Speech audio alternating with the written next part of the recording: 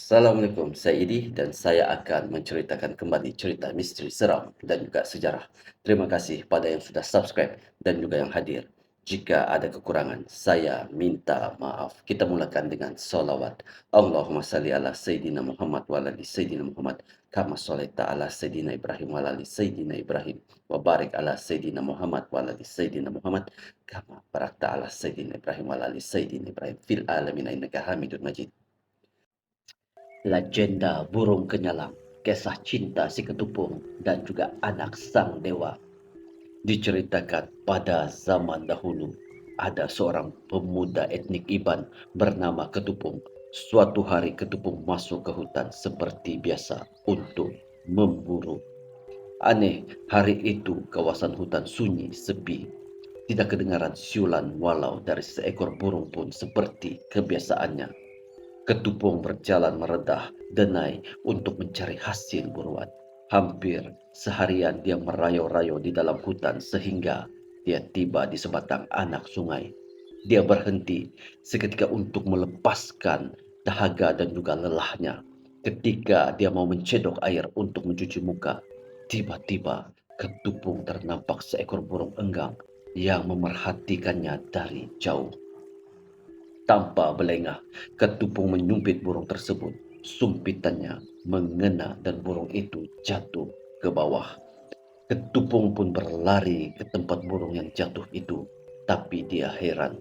Sebaik tiba di situ, tidak kelihatan burung enggang yang disumpitnya itu.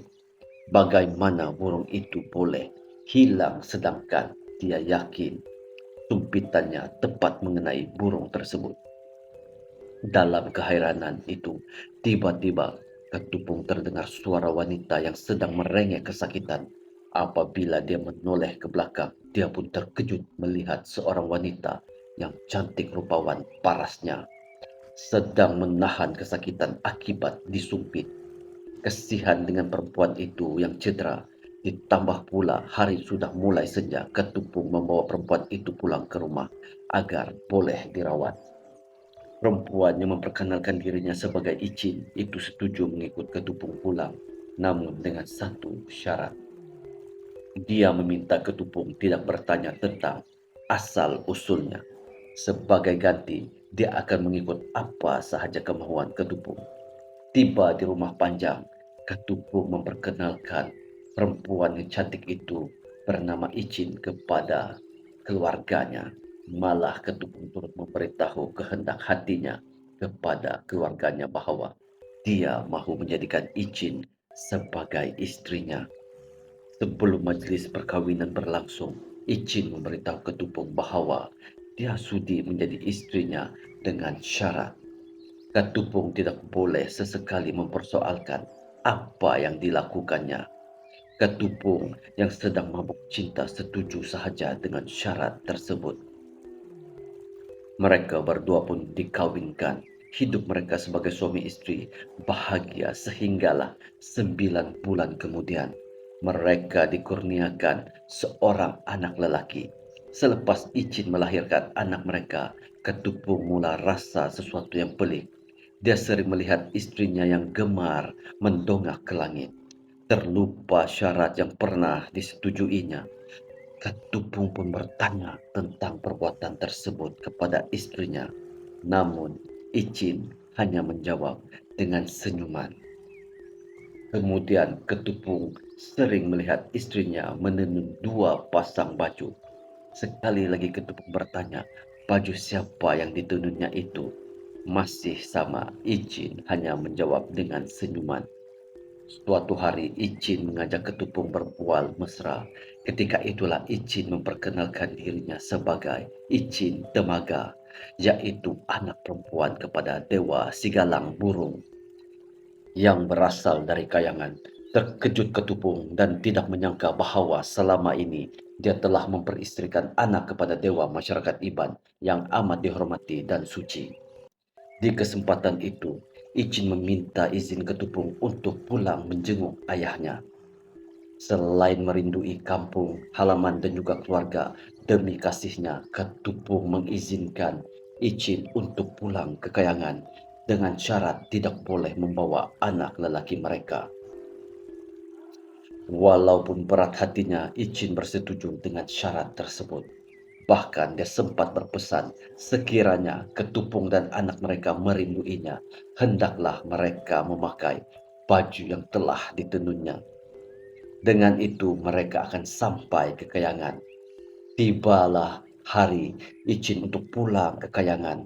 Setelah bertukar menjadi seekor burung enggang yang besar, hari berganti hari, bulan pun berganti bulan.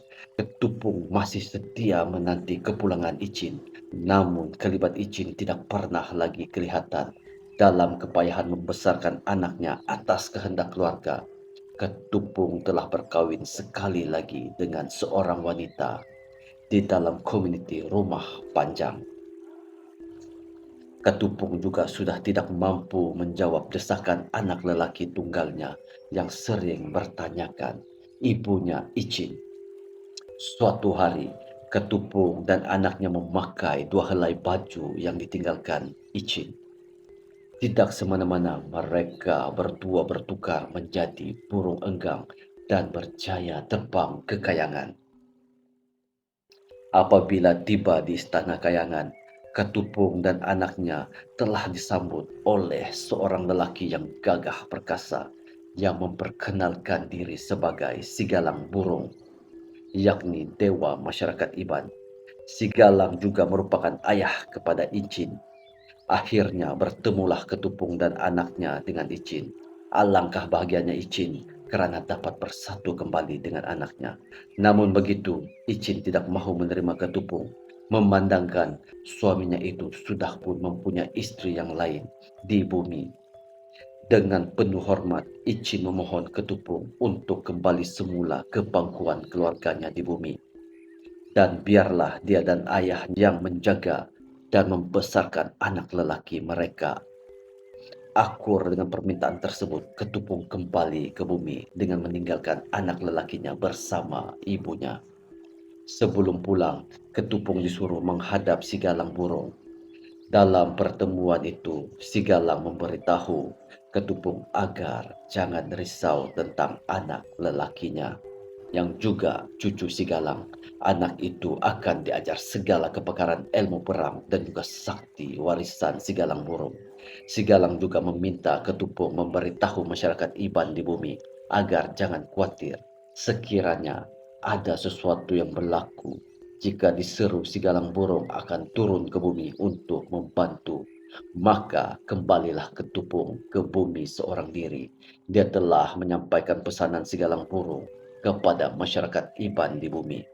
Dan sejak itu, diceritakan bahwa masyarakat Iban sering memohon semangat si Galang Burung untuk membantu masalah mereka. Kisah di atas adalah sebuah kisah legenda tentang burung kenyalang dalam masyarakat Iban di Sarawak.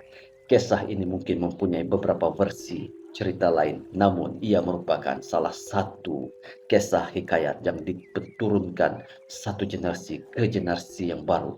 Burung kenyalang merupakan ikon negeri Sarawak. Sebab itu Sarawak juga dikenali dengan jolokan Sarawak Bumi Kenyalang. Malah burung ini juga mempunyai berbagai kisah mitos dan legenda untuk kaum pribumi Sarawak. Terdapat berbagai jenis burung kenyalang. Burung enggang merupakan spesies kenyalang yang paling terkenal dan juga dijadikan simbol sebagai negeri Sarawak. Burung kenyalang dikategorikan sebagai spesies burung enggang terbesar di dunia. Ia banyak terdapat di Kepulauan Borneo dan juga merupakan spesies terlindung di bawah Undang-Undang Perhilitan Malaysia. Cerita sampai di sini. Jangan biarkan hidup Anda diselubungi misteri. Teruskan kehidupan Anda.